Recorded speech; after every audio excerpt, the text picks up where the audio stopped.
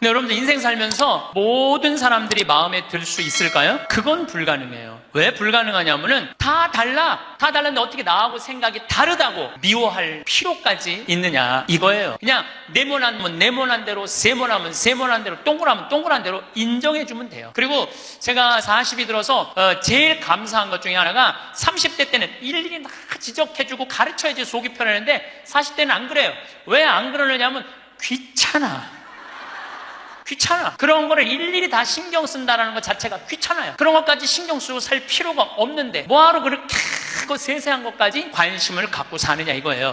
어제는 이제 수원 우리 두 번째 멘토 신부 성당에 가서 강의를 하게 됐는데 오늘 평화방송 한다고 좀 이렇게 마사지를 받으려고 그랬는데 마사지 예약한 사람이 까먹고 집에 휴가를 가버렸다고 그러더라고요.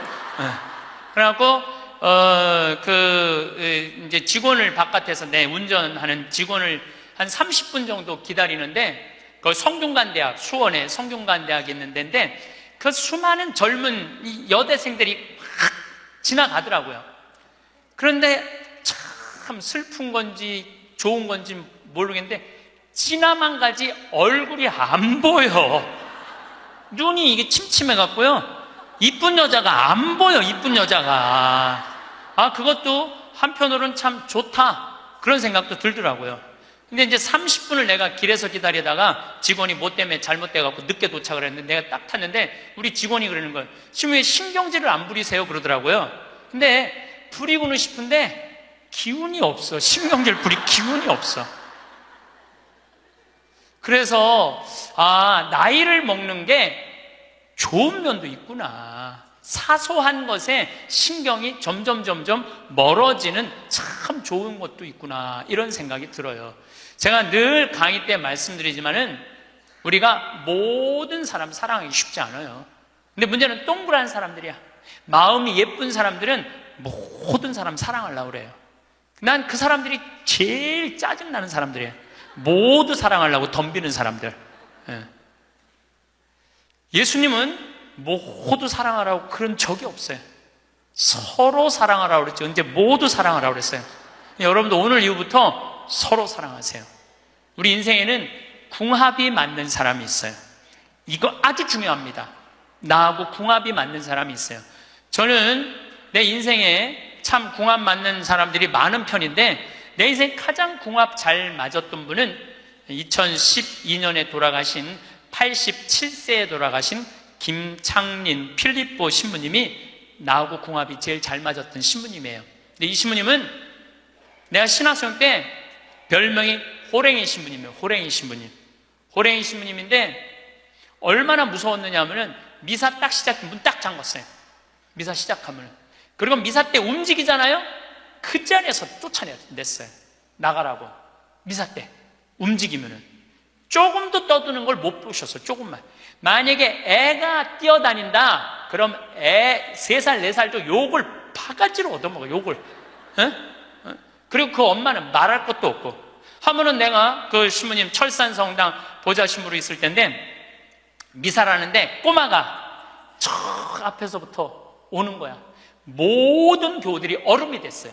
혼날 거 이제 시작이 되니까. 근데 신부님 딱 미사다 멈춘 거예요. 얘는 아무것도 모르고 막 3살 4살짜리가 오는 거야. 근데 딱 신부님이 입이 참 북한 분이라 거치세요. 이 애 엄마 누구냐고. 나오라고. 이 거룩한 미사에 이렇게 애 막 놔두고 이 엄마 나오라고. 근데 진짜 중요한 거는 그 엄마가 끝까지 안 나왔다는 거야.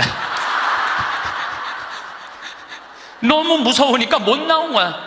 그래서 누가 데리고 나갔느냐면은 미사 봉사자가 데리고 나간 거예요. 그래서 그 엄마 1년 동안 뭐라고 그랬냐면 저거 엄마이길 포기한 인간이라고. 저게 엄마냐고.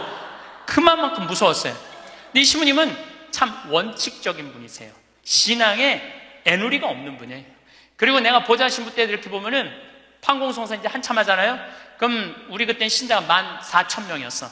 그러면은 고해 성사를 주면은 신부님 고해에 들어가면 혼이 나니까 신부님 고해소는 안 들어가는 거예요. 그 내 고해만 나가보면 막 신부님 없어. 그 신부님 기다리다가 딱 나와갖고 이리 와! 소리를 질러요. 그럼 저 끝에 있는 사람들이 어쩔 수 없이 가. 신부님 고해서 사람 다시 이쪽에 와서 붙는 거야. 내 쪽에 와서. 그래서 내가 하루에 500명씩 성사를 준 적이 있어요.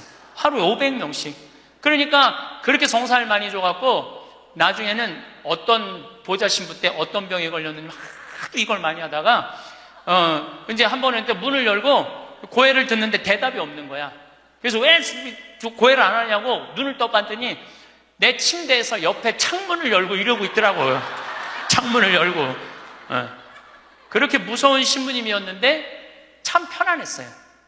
그래서 신부님, 내가 평창의 성 필립보, 신부님 본명이 필립보예요. 김창림 필립보. 신부님, 나 생태마을 꾸미고 싶다고. 네가 한다면 내가 도와줄게. 그래갖고 신부님이 30억 평생 북한에서 넘어가고 학비 고생을 많이 하고 신학생들 장학금 한다고 신부님 모아둔 거 30억을 내놓으신 거예요. 근데 신부님이 이제 은퇴를 하셨어요. 마지막 11년 동안 내가 모시고 살았어요. 근데 한 번도 서로 큰 소리 얼굴 붉힌 적이 없어요. 그렇게 무서운 신부님인데 한 번도 얼굴을 붉힌 적이 없어요. 신부님하고 뭐 에피소드가 너무 많은데 신부님이 당신 성구가 서로 사랑하라야 내 성구 액자 너한테 줬는데 어디 있느냐고 2년을 괴롭히더라고요. 2년을. 나는 그런 거 본 적 없다. 이놈 새끼 내가 너한테 성구 줬는데 네가 내 걸 우습게 한다고 욕을 먹었는데 나중에 알고 보니까 신부님 그 철산성당 사무실에 있었던 거야. 근데 내가 그것 때문에 황당한 게 아니야. 서로 사랑하라는 성구를 내가 찾아서 우리 지금 생태마을에 걸어놨는데 참 기가 막혀요. 서로 사랑하라 그러는데 이렇게 그 뒤에 배경 그림이 뭔지 아세요? 호랑이 2마리가 서로 끌어안고 있는 거야.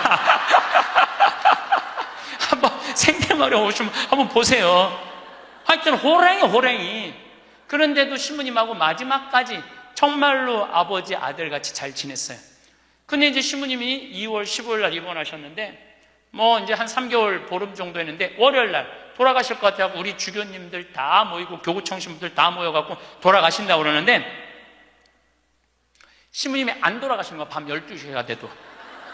그러니까 뭐 주교님 뭐 황신부 있을 거지? 우리 각계 뭐 교구청의 신부들 우리 각계 다 가고 나만 있는. 돌아가시는 언제 돌아가시나 보는데 새벽 3시까지도 안 돌아가시네?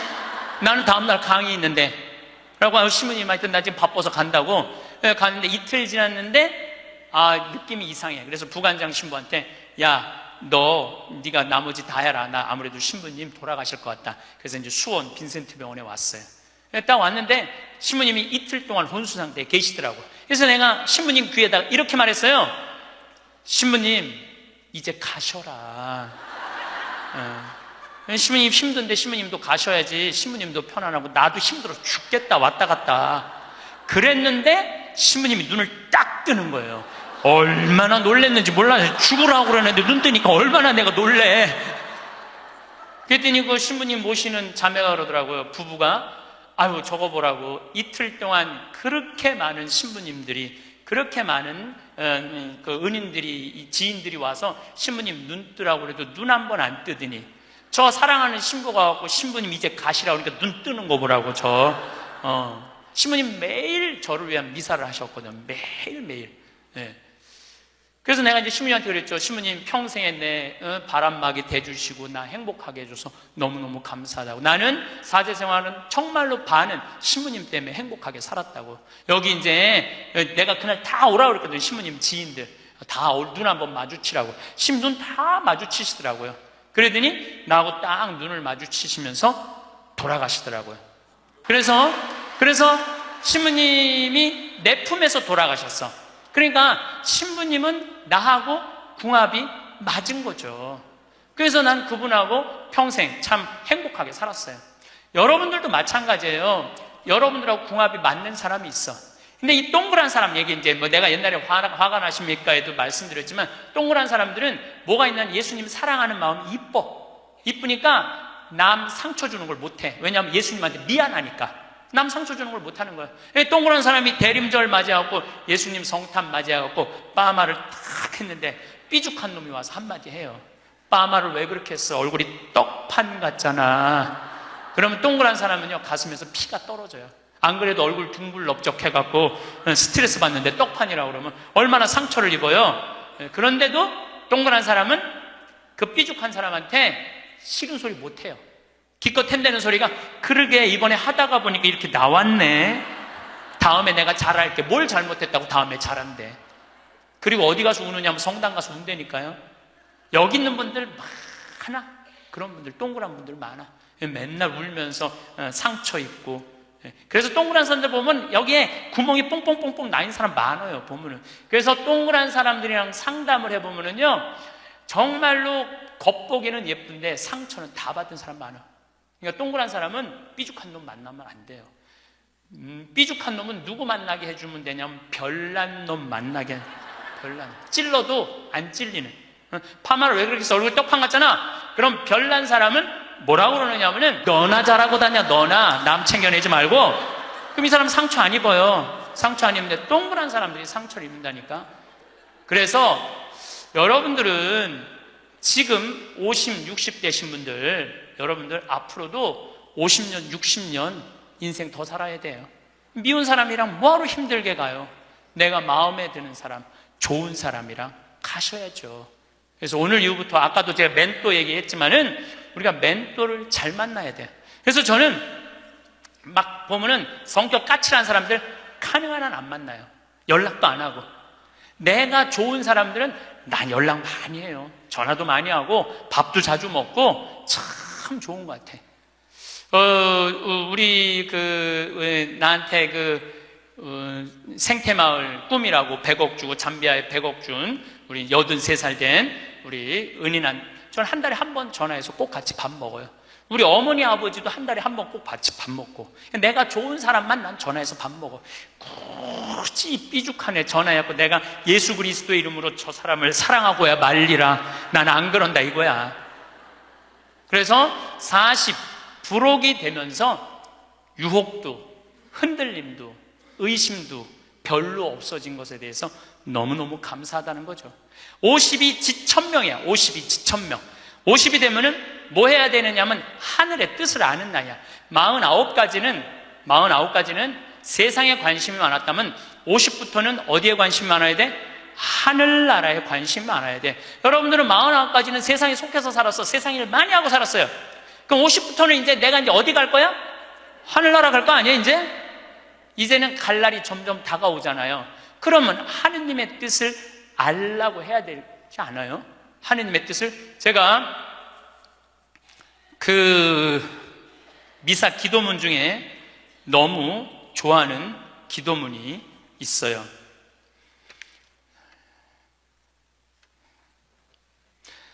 하느님 아버지, 성찬의 전례 때예요. 저희가 그리스도의 죽음과 부활을 기념하며 생명의 빵과 구원의 잔을 봉헌하나이다. 또한 저희가 아버지 앞에 나와 봉사하게 하시니 감사하나이다. 많이 들어봤죠? 또한 저희가 아버지 앞에 나와 봉사하게 하시니 감사하나이다. 저는 반장, 부반장, 줄반장도 해봤던 적이 없어요. 우등상도 타봤던 적이 없어요. 내 평생에 1등이라는 건 한 번도 해본 적이 없어요. 1등이라는 건 한 번도 해본 적이 없어요. 그런데 나같이 부족한 인간이, 오늘도 이제 미사 같이 봉헌하겠지만은 이 많은 교우들한테 기도를 바쳐 올리, 또한 아버지 앞에 나와 이 많은 교우들을 위해서 미사 드리게 해주는, 또한 아버지 앞에 나와 봉사하게 해주시니 감사나이다. 난 너무너무 영광스러운 거야. 아버지 일을 하는 것에 대해서 너무 감사하는 거야. 30대 때는 하느님의 이름을 빌려서 내 일을 했어요. 30대 때는 어땠냐면 뭐가 진행이 안 되면 성질을 있는 대로 부렸어요. 30대 때는. 근데 요즘은 막 일이 진행이 안 되잖아요. 그럼 딱 내려놔요. 그리고 이렇게 말합니다. 당신이 원하는 게 아니네. 그거 딱 내려놔요. 당신이 원하는 일이면, 하느님 당신이 원하는 일이면 되겠지. 제가 작년에 잠비아에 가갖고 간호대학 수도된 걸 보고, 저 사는 맛 사는 멋 삶겨 한끼 책 파는 거 2억 인세 내놨다고 그랬잖아요. 그래갖고 교우들한테 1,000만 원씩 30명만 도와달라고 그랬잖아요. 그런데 2월 달에 방송에 나갔는데 4월 마지막 주에 2억 8천이 모인 거야. 2달 만에 2억 8천이. 내가 한번 모금도 나간 적이 없는데 다 전화해서 마지막 토요일에 내가 하느님한테 이렇게 기도했어요. 하느님, 왜 2천만 원이 비냐고. 진짜 그렇게 기도했어요. 진짜. 아니 내가 2억을 내놨으면 당신 3억 내놔야 될 거 아니냐고 그렇게 기도를 했는데, 그날 저녁에 종교도 다른 할머니가 나한테 전화했어요. 신부님, 당신이 기도를 하는 중에 내가 돈이 필요할 것 같아갖고 2천만 원 보냈다는 거예요. 2천만 원. 나는 기쁘지 않았어요. 기쁘지 않았어. 왜 기쁘지 않았냐면 너무 놀랐어요. 하느님이 다 듣고, 하느님 왜 2천만 원이 비냐고 그랬더니 그 저녁에 2천만 원을 채워주셨으니, 여러분들 기쁠 것 같아요? 무서울 것 같아요? 무섭죠. 와. 그래서 예수님이 너희들 많은 말 하지 말아라. 아버지가 너희가 필요한 것을 다 알고 계신다. 그래서 내가 기도를 안 한다니까요. 내가 기도를 안 해요. 내가 잠비아에 농업대학 세울까? 그랬더니 100억 갖다 줬잖아요. 그래갖고 농업대학 부지가 필요한데 그랬더니 1000만 평 대통령이 줬잖아요. 어떻게 기도를 해? 생각만 해도 하느님이 이렇게 쏟아주는데 기도까지 해주면 나는 죽어. 이건 기도까지. 근데 나는 어떤 믿음이 있느냐 하면 지천명, 하늘의 뜻을 알아요. 하느님이 원하는 일이면 된다. 네. 그리고 이제 잠비아에 제가 이제 4년을 다니면서 돈도 많이 이제 그 신학교, 잠비아를 쭉 다녔는데 내가 너무너무 놀란 거는 잠비아의 신자가 500만 명이에요. 그리고 내가 다니고 있는 은돌라 교구는 신자가 100만 명이야. 100만 명. 근데 신학교가 없는 거야. 잠비아의 신학생은 지금 480명이 있대요. 근데 기숙사가 없는 거야. 1, 2학년이 뭐 철학과 이렇게 다니고 이상하게 하여튼 신학 과정이 있더라고. 그래서 은돌라 교구의 반달 주교님께서 나한테 요청이 왔어요. 우리 여기 잠비아에 신학교를 좀 줘달라고. 근데 그 신학교 짓는 거 어렵잖아. 땅 이미 1000만 평 있고 10억이면 신학교 짓거든요. 10억이면 벌써 100억 기증 받았고, 나는 농업대학만 할 생각을 했지 그 신학교 줘줄 생각을 안 했거든요. 근데 생각해보니까 이거 신학교 짓는 거 이게 정말로 의미 있는 일이구나. 이게 누구의 뜻이냐? 1000명이라는 거야. 하느님의 뜻이구나. 그래서 요즘 이제 신학교를 이제 설계를 다 끝냈어요. 신학교 설계도 다 끝났어. 그래갖고 짓는데 이제 반달 주교님이 지난 9월달, 10월달에 한국에 들어오셨어요. 근데 또 마침 우리 수원교구의 이용훈 주교님께서 그러면은 저도 그렇죠. 우리 수원교구 주교님 이름으로 책임지고 끝까지 져주기로 두 주교님께서 사인을 딱 했어. 내가 그걸 보면서 그래, 하느님이 이렇게 역사하시는구나, 그런 걸 느끼면서 내 일을 하는 게 아니라 이제 누구 일을 해? 하느님의 일을 해. 하느님의 일을 하니까 내가 책임질 필요 있어요, 없어요? 없어. 누가 책임져야 돼? 하느님이 책임져야 돼. 그야말로 내 기도는 배째라야. 줄래면 주고 말래면 말아라. 그런데 잠비아에 이번에 미국 교우들이 20명이 따라왔어요. 그런데 참 그 사연이 기가 막히더라고요. 딸이 수의학과 다니다가 교통사고로 죽은 거야. 보나라는 아이인데 24살인가 6살에. 근데 그 딸 생일날 잠비아에서 보나샘이라고 샘을 판 거예요. 근데 그분들이 그 주교님을 만나더니 우리도 잠비아에 신학교 짓는데 자기네들이 가능한 한 100만 달러 다 모아보겠다는 거예요. 이게 그러니까 내가 그런 일을 저지르는 게 아니라 하느님이 알아서 하는 거야. 나는 뭐만 해? 심부름만 하는 거야. 또한 아버지 앞에 나와 봉사하게 하시니 감사하나이다. 여러분들 여기 50 되신 분들, 50 넘으신 분들 아직도 세상 것에 연연하고 매달린다면 언제 1000명 하늘의 뜻을 알 거예요. 이제 이 세상 돌아가는 삼라 만상 이치 다 할 나이 아니에요? 50이 되면은. 그렇다면은 내가 이 세상에서 하나라도 더 가지고 끝나는 게 아니고 이 세상에서 하느님 보시기 좋은 일을 하고 가는 게 중요하다는 거예요. 욕심을 버리시면은요, 여러분들 마음 안에 기쁨이 있어.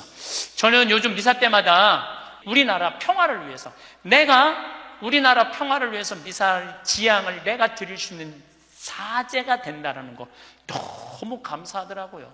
그래서 여러분들도 하느님 아버지, 내가 구역장으로 봉사하게 하시니 감사하나이다. 하느님 아버지, 내가 성모회장으로 봉사하게 하시니 감사하나이다.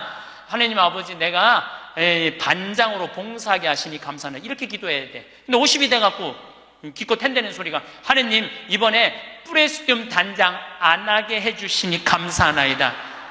이러면 안 된다는 거예요.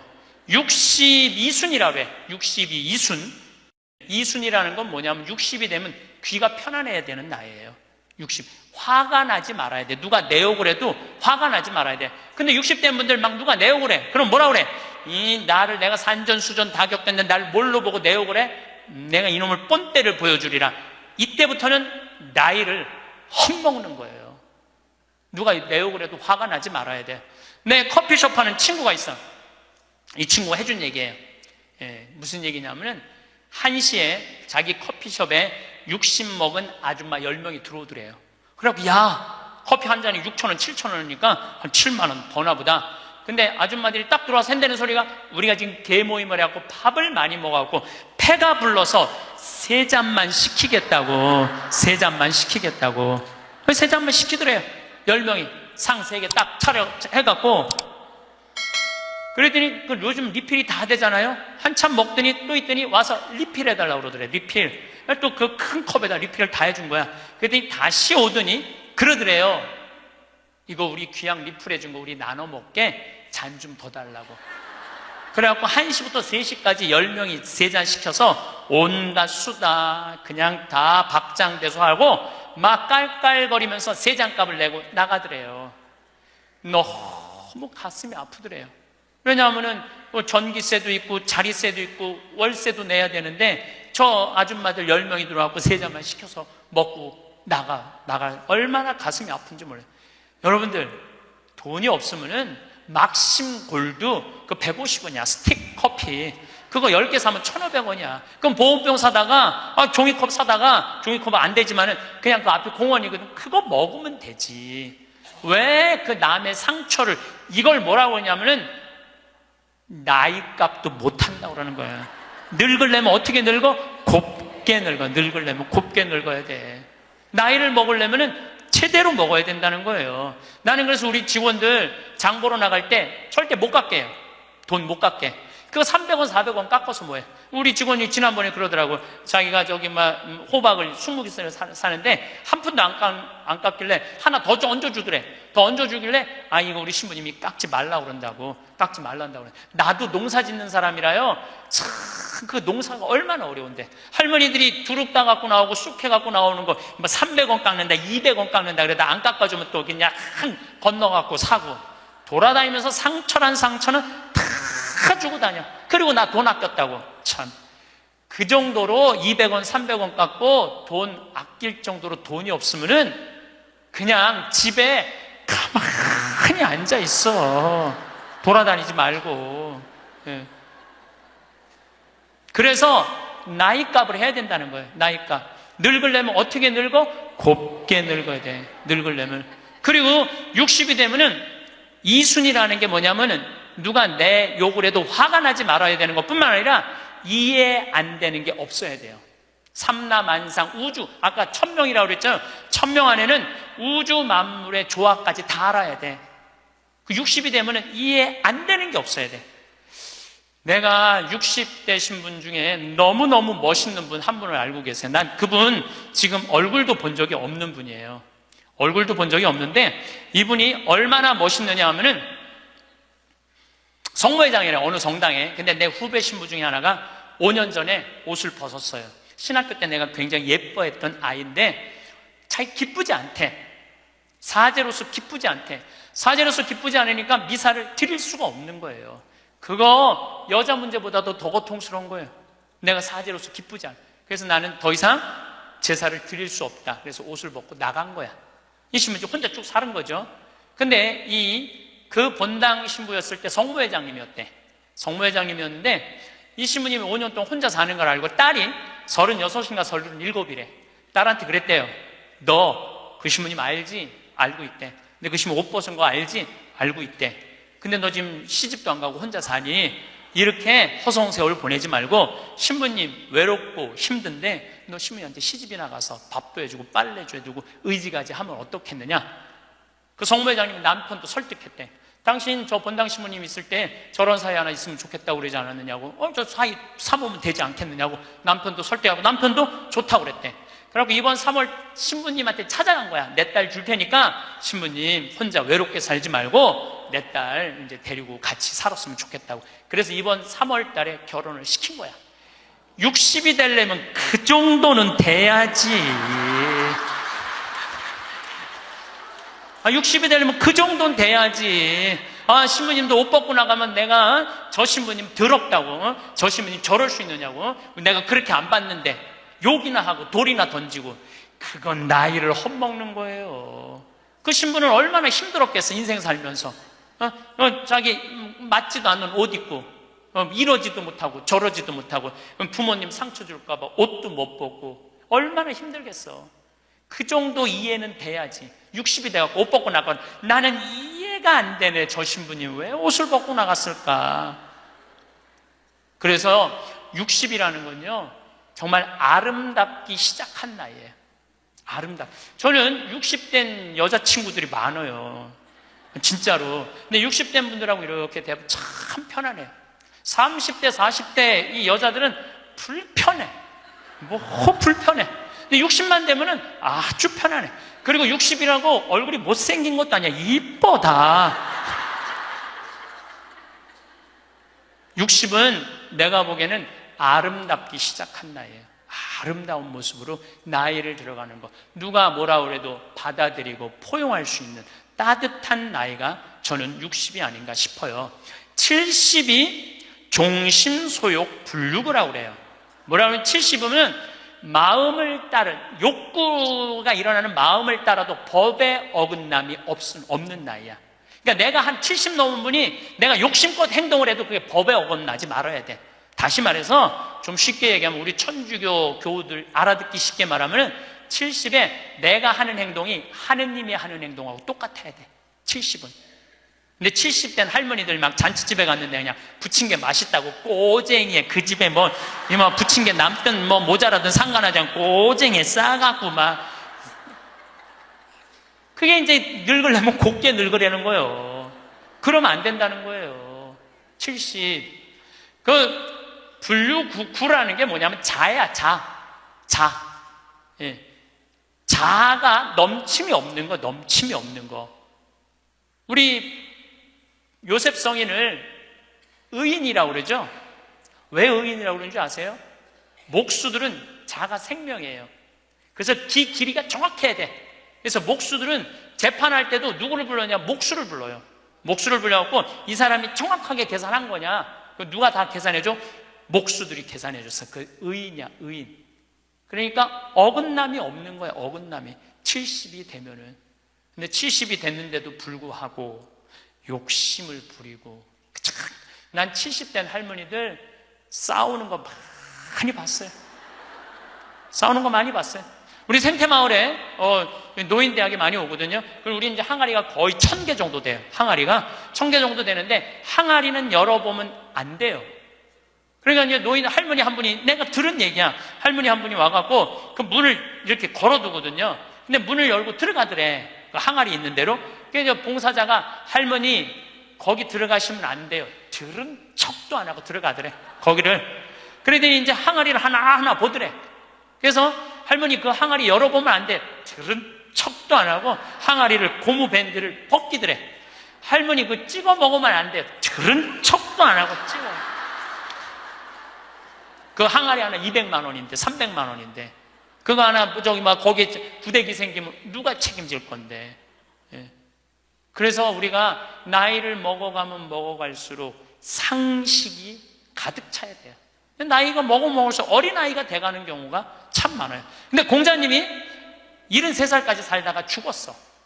무슨 얘기냐면은 천지가 80이 넘게 사는데 70까지만 얘기를 하고 죽은 거야, 공자님이. 80은 어떻게 살으라고.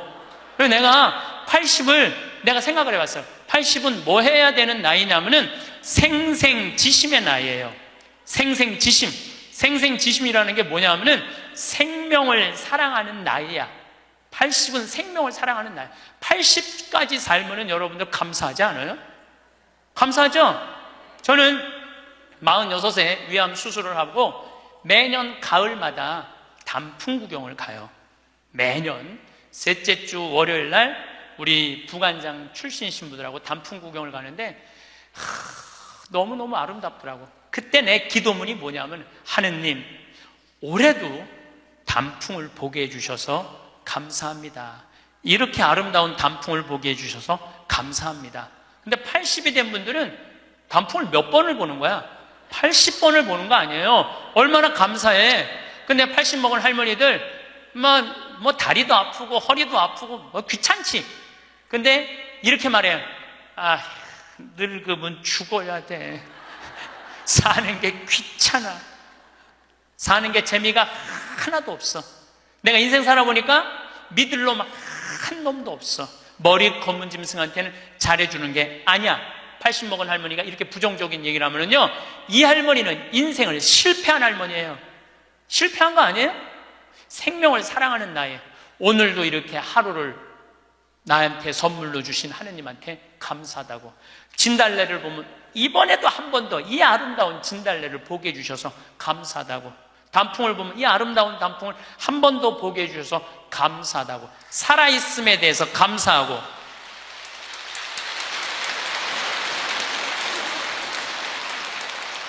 생명에 대해서 사랑하는 마음. 예. 저는 우리 요즘 대리임 때 우리 직원들 마니또를 해요. 작년에 느닷없이 마니또를 하자고 그러더라고요. 그래서 이제 쭉 뽑았어. 우리 직원이 40명인데 나는 이제 60 먹은 형제가 뽑혔어요. 근데 한 달 동안 그 형제만을 위해서 기도한다는 게 좀 그렇더라고요. 왜냐하면 내가 40명의 목자인데, 그래서 내가 매일 한 명씩 이름을 부어서 묵주기도 5단을 해줬어요. 나는 어떤 신념이 있느냐면, 하루에 묵주기도 기도 5단 이상 하면 안 된다는 신념이 있어요. 5단도 힘들어 죽겠는데 막 20단, 30단 하는 사람들 보면은 놀라워. 뭐 한다고 20단, 30단씩이나 해. 하루에 5단 이상 하면 안 된다는 신념이 있어요. 그런데 날짜는 30일인데 직원은 40명이잖아요. 그러니까 5단은 무조건 선물로 줘야 될 거 아니야. 하루에 10단을 하게 되더라고요. 그런데 하루가 너무 충만한 거야. 막 10단을 하니까 더 충만한 거야.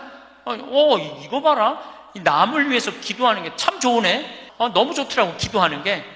1월 달에 딱 되고 나는데 우리 어머니 아버지 막내 세연이라고 이제 증손녀가 태어났는데 23명이야. 매일 한 명씩 묵주기도 5단을 했어요. 2월 달에는 내가 이제까지 살아오면서 나하고 사이 좋았는데 죽은 사람들 위해서 묵주기도 5단. 여러분들 여기 화랑에 작년 12월 14일 날 내 친구 신부 김순겸 사도 요한 신부가 모잠비크에서 선교사 하다가 죽었어, 교통사고로. 근데 그 신부가 그림 그린 거 여기 지금 전시해요. 난 그렇게 그림 잘 그리는지 몰랐어. 지금 아까 내려왔다 왔는데 너무 그림 잘 그리더라고. 우리 순겸이 신부, 뭐 성모님이 너무 사랑하지만 천당 가게 해달라 그러고, 뭐 안토니오 신부, 뭐 여러 신부들, 또 내가 뭐 글라라, 여러 하여튼 죽은 사람들 한 달 동안 기도해 주니까 기분이 내가 너무 좋더라고. 그래서 올해 3월 달부터는 이제까지 어려서부터 지금까지 나한테 잘해줬던 사람을 위해서 묵주기도를 맨날 해요. 그리고 나 한 메시지 보내요. 내가 너 위해서 오늘 묵주기도 했다고. 알아야 될 거 아니야. 내가 그렇게 힘들게 묵주기도 5단 했는데 알아야 될 거 아니야. 근데 다 못했어요. 신부님 미운 사람 없어요? 여러분들, 내 가슴이 얼마나 넓다고 미운 놈까지 다 고이 간직해야 돼? 그렇지 않아요? 여러분들, 미운 사람 꼭 가슴에 간직해야 돼요? 미운 사람 빨리 빼버리세요. 그리고 어떤 사람만 간직하면 돼?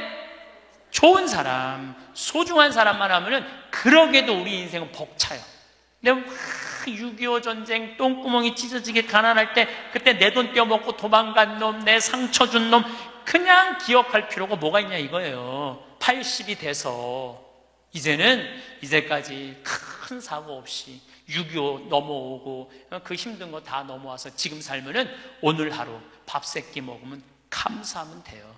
그래서 80 되신 분들은 입에서 뭐가 나와야 돼? 감사가 나와야 돼. 제가 자신 껴안기라는 주제로 이야기를 이제까지 했습니다. 여러분들, 나 자신을 껴안을 줄 알아야지, 잘 살아요. 잘 살아야지 잘 죽을 수가 있어요. 그래서 15에 지우학하고, 30에 립하고, 40에 부록하고, 50에 지천명하고, 60에 이순하고, 70에 불유구하고 80에 생생지심의 단계에 내가 갔는가? 이걸 물어보자는 거예요. 나는 지금 어떤 단계인가? 나는 뜻도 안 세운 거 아닌가? 뜻도 안 세우고 공부도 안 하고 또 내가 섰다면은 어떻게 살아가야 될 것인가? 쓴 사람으로서. 그 나는 정말로 욕심 없이 유혹받지 않고 악의 유혹을 받지 않고 정직하게 살아가는, 주님 보시기에 좋게 살아갔는가? 그리고 하늘의 뜻은 내가 알고 있는가? 하늘의 뜻은.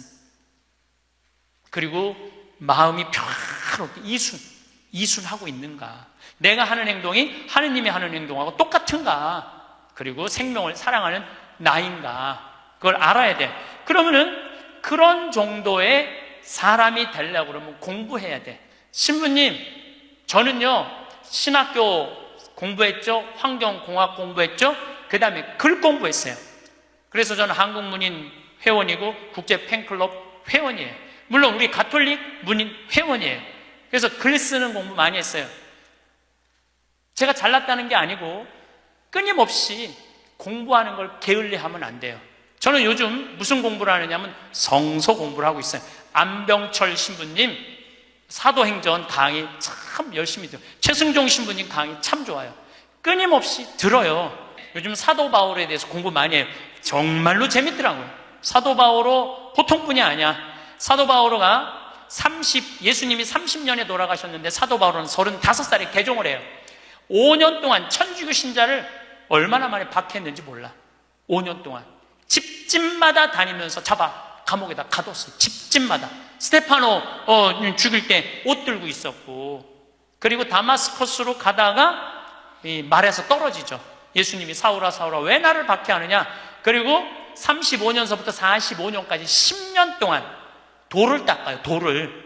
그리고 바오로 사도는 안티오키아 교회를 바르나바 사도하고 세우면서 46년부터 1차 선교, 2차 선교, 3차 선교, 4차 선교, 마지막 로마까지 가는, 그래갖고 64년에 죽어요. 그러니까 거의 60살 정도, 그러니까 30년 동안 하느님 일을 하다가 죽어. 33년 정확하게 33년. 내가 신학교 때 이런 거 몰랐어요. 요즘 공부하면서 알아. 공부하면서 너무 재밌더라고. 신부님은 팔자가 좋아갖고 대학 다니고 싶으면 대학 다니고, 대학원 다니고 싶으면 대학 다니고, 그 다음에 무슨 교수한테 글 배우고 싶으면 글 배우고. 신부님 팔자가 좋죠. 여러분들, 내가 팔자가 좋은 게 아니에요. 여러분들도 얼마든지 배울 수가 있어. 내가 지금 왜 이 핸드폰을 들고 왔다 갔다 하느냐면은 여기에 대학이 들어있어요. 여기 유튜브를 통해서 모든 교수들 강의를 다 들을 수 있어요. 주옥 같은 강의가 다 들어있어요. 역사를 배우고 싶으면 역사를 치면 나오고, 철학을 배우고 싶으면 철학을 나오고, 성서를 치면 성서가 나오고, 그냥 너무너무 많아. 여기 휴대폰에 이거 맨날 메시지하고 전화 받는 걸로 하지 말고, 신부님 이거 어떻게 찾아요? 손자들한테 해달라고 그래. 손자들한테 이렇게 얘기하세요. 그게 손자들 교육이에요. 얘야, 나 소크라테스 변론이라는 거 듣고 싶은데, 변론이라는 걸 듣고 싶은데 이거 좀 내가 누르면 바로 나오게 해줘라. 그럼 걔 그거 찾아서 걔도 공부해. 맨날 게임만 하다가 할머니가 이거 좀 깔아달라고 그러면 걔 기가 막히게 깔아줘요. 누르면 나와. 누르면. 결국은 내가 서야 돼. 내가 깨우쳐야 돼. 배우고 익히니 이 또한 기쁘지 아니한가? 라는 우리 공자님 말씀대로 저는 여러분들이 공부했으면 좋겠어요. 공부를 하면은요, 소크라테스 말처럼 지식은 덕으로 가고 덕은 곧 행복으로 이어진다는 거예요. 그래서 우리 교우들 열심히 공부하셔서 조금 더 성숙한 사람으로 변화돼 나갔으면 좋겠어요.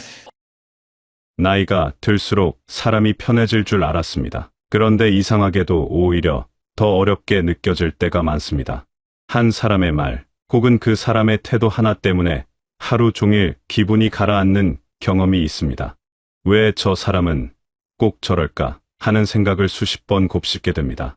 아침에 마주친 한마디가 저녁까지 마음속에 남아있고, 자려고 누웠는데도 그 장면이 떠오릅니다. 미운 사람 한 명이 하루 전체를 망치는 일이 생각보다 자주 일어납니다. 나도 모르게 그 사람의 말투, 표정, 심지어 옷차림까지 떠올리며 또다시 불쾌해집니다. 이런 일이 반복되면 스스로에게 화가 납니다. 왜 나는 이렇게 작은 일에 마음을 쓰는 걸까 하는 자책이 따라옵니다. 그 사람은 아마 까맣게 잊고 지낼 텐데 나만 혼자 곱씹고 있는 것 같아서 더 억울합니다. 사실 이런 감정이 생기는 데는 이유가 있습니다. 예전에는 바빴습니다. 하루하루가 정신없이 지나갔고 누군가의 말이 불편해도 금방 잊혔습니다. 시간이 없었으니까요. 그런데 지금은 다릅니다. 시간이 생기면서 오히려 생각할 여유가 많아졌습니다. 그 여유가 때로는 독이 됩니다. 마음속에 자리 잡은 불편함을 곱씹을 시간이 생긴 것입니다. 관계에 쓸 에너지도 예전 같지 않습니다. 한정된 마음의 공간에 누군가를 받아들이는 일이 점점 더 조심스러워집니다. 그래서 한번 불편한 사람은 더 불편하게 느껴집니다. 내가 예민해진 게 아니라 버틸 여력이 줄어든 것입니다. 이건 약점이 아닙니다. 그저 인간의 자연스러운 변화일 뿐입니다. 마음의 용량이 정해져 있다는 걸 인정하는 것, 그게 첫걸음입니다. 그렇다면 어떻게 해야 할까요?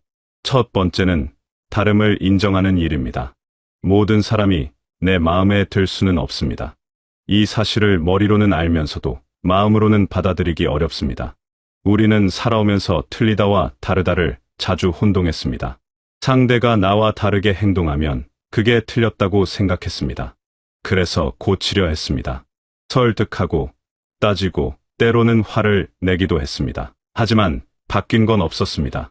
오히려 나만 더 지쳤습니다. 상대를 바꾸려는 시도는 대부분 실패로 끝납니다. 사람은 자신이 원할 때만 변하기 때문입니다. 어떤 사람은 시끄럽게 말하는 게 자연스럽고 어떤 사람은 조용히 있는 게 편합니다. 어떤 사람은 감정을 바로바로 표현하고 어떤 사람은 속으로 사깁니다. 어떤 사람은 계획적이고 어떤 사람은 즉흥적입니다.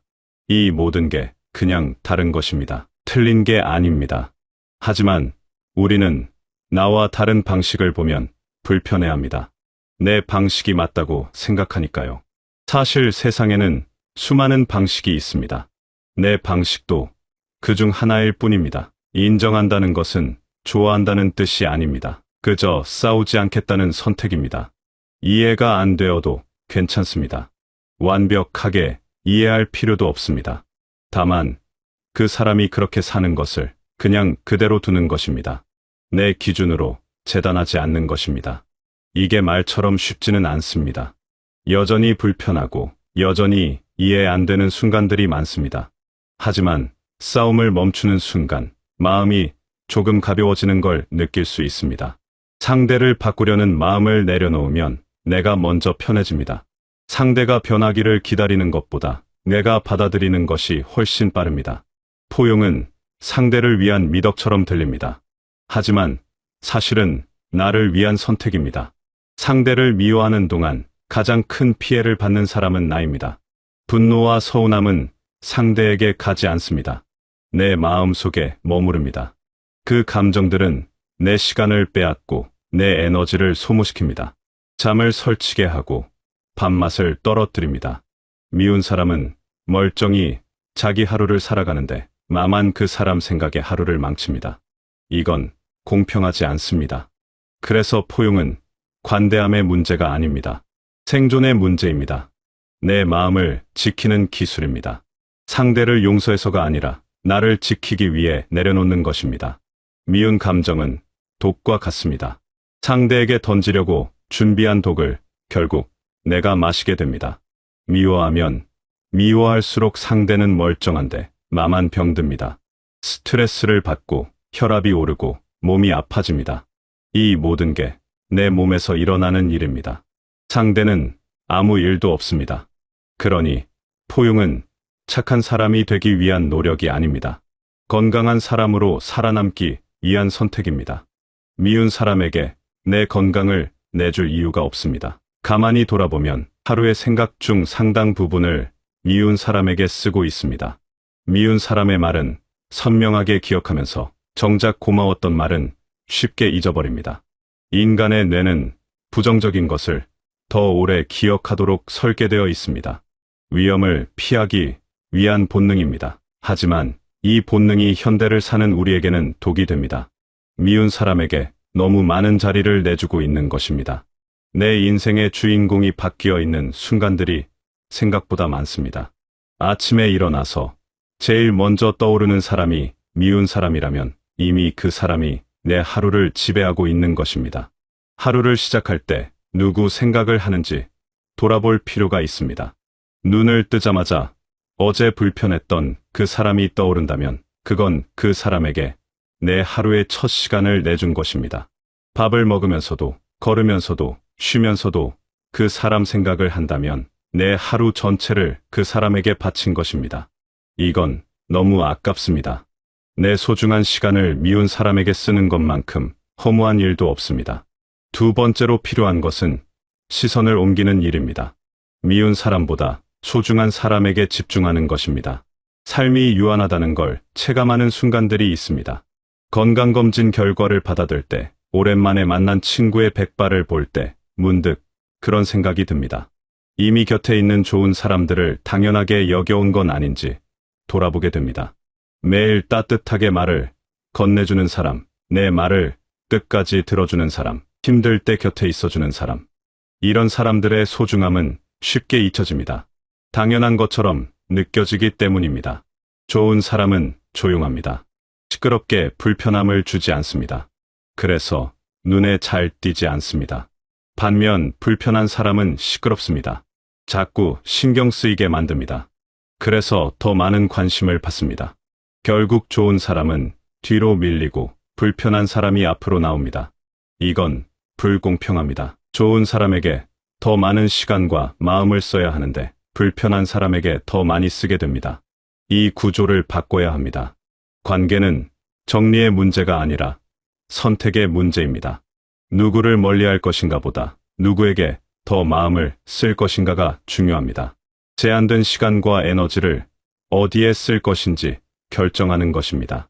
미운 사람을 생각하는 시간을 줄이고 그 시간을 소중한 사람에게 쓰는 것입니다. 전화 한 통, 문자 한 줄, 함께 밥 한 끼. 이런 작은 것들이 쌓여서 관계를 만듭니다. 미운 사람에게 쓰던 감정적 비용을 좋은 사람에게 투자하면 삶의 질이 달라집니다. 소중한 사람들에게 감사를 표현하는 것도 중요합니다. 고맙다는 말 한마디, 잘 지내냐는 안부 한마디, 이런 것들이 관계를 단단하게 만듭니다. 당연한 것은 없습니다. 곁에 있어주는 것도, 내 말을 들어주는 것도 모두 고마운 일입니다. 이 고마움을 표현해야 합니다. 마음속으로만 생각하면 상대는 모릅니다. 말로, 행동으로 보여줘야 합니다. 모든 관계를 유지해야 한다는 강박이 있습니다. 한번 맺은 인연은 끝까지 지켜야 한다고 배웠습니다. 하지만 모든 관계가 평생 가는 것은 아닙니다. 어떤 관계는 자연스럽게 멀어집니다. 그리고 그게 나쁜 것만은 아닙니다. 거리를 둔 뒤 오히려 편안해진 경험이 있습니다. 만날 때마다 불편했던 사람과 멀어지고 나니 마음이 한결 가벼워졌습니다. 죄책감을 느낄 필요가 없습니다. 관계도 계절처럼 변합니다. 소중한 인연은 애써 붙잡지 않아도 남아 있습니다.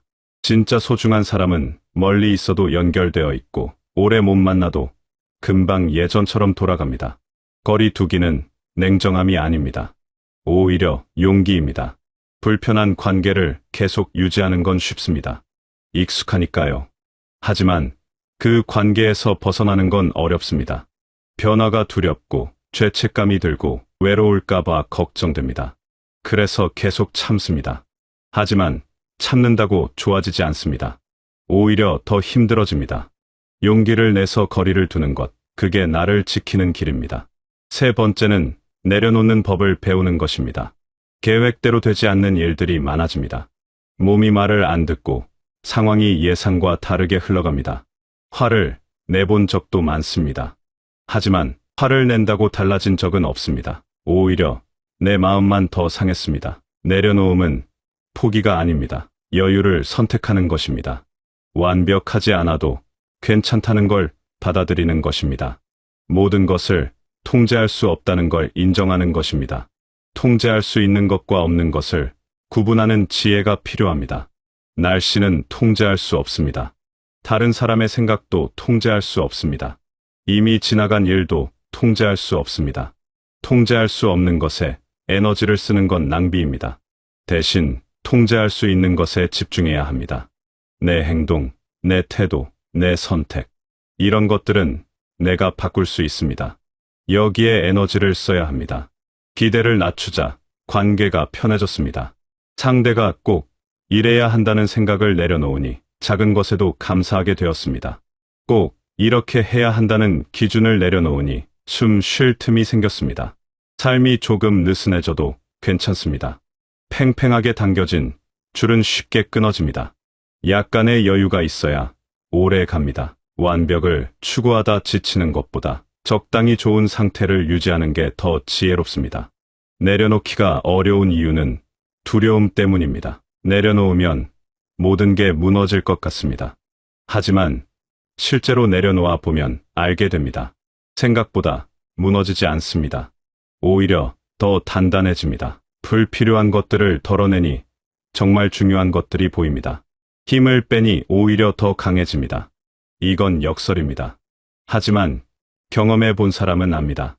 내려놓음이 주는 자유를 압니다. 이 세 가지, 다름을 인정하고 소중한 쪽으로 시선을 옮기고 어긋난 것들은 내려놓는 것. 이것들은 각각 다른 게 아닙니다. 하나의 삶의 태도입니다. 연결되어 있습니다. 다름을 인정하면 덜 싸우게 되고, 시선을 옮기면 덜 불행하게 되고, 내려놓으면 덜 지치게 됩니다. 결국 이 모든 것은 마음의 평화로 향합니다. 평화는 거창한 게 아닙니다. 하루를 편안하게 마무리하는 것, 밤에 마음 편히 잠드는 것, 아침에 부담 없이 눈 뜨는 것. 이런 소소한 것들이 평화입니다. 평화로운 마음은 갑자기 오지 않습니다. 매일 조금씩 연습해야 합니다.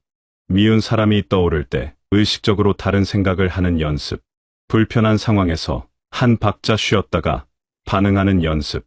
화가 날 때 깊게 숨을 쉬는 연습.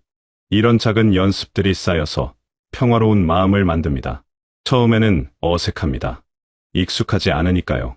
하지만 계속하다 보면 자연스러워집니다. 더 잘 살 필요는 없습니다. 덜 미워하고 덜 붙잡아도 충분히 괜찮은 삶입니다. 이제는 내 마음이 편한 쪽을 선택해도 되는 때입니다. 누군가의 기대에 맞추느라 내 마음을 희생할 필요가 없습니다. 관계도, 감정도, 상황도 내가 감당할 수 있는 만큼만 받아들이면 됩니다. 완벽한 사람은 없고 완벽한 관계도 없습니다. 다만 편안한 마음으로 하루하루를 살아가는 것, 그것만으로도 충분히 잘 살고 있는 것입니다. 미운 사람 때문에 하루를 망치지 않아도 됩니다. 내 소중한 시간과 에너지를 그런 곳에 쓰지 않아도 됩니다. 대신 나를 아껴주는 사람들에게, 내 마음이 편안해지는 순간들에게 그 시간을 쓰면 됩니다. 그렇게 하루하루를 조금씩 가볍게 만들어가면 됩니다. 완벽하지 않아도, 때로 흔들려도, 그래도 괜찮은 하루를 만들어갈 수 있습니다. 삶은 원래 복잡합니다. 모든 관계가 편할 수는 없고, 모든 순간이 행복할 수는 없습니다. 하지만 그 속에서도 내 마음만큼은 지킬 수 있습니다. 미운 사람에게 빼앗기지 않고, 불필요한 감정에 소모되지 않고, 정말 소중한 것들을 위해 에너지를 아껴둘 수 있습니다. 그게 지혜롭게 산다는 것의 의미입니다.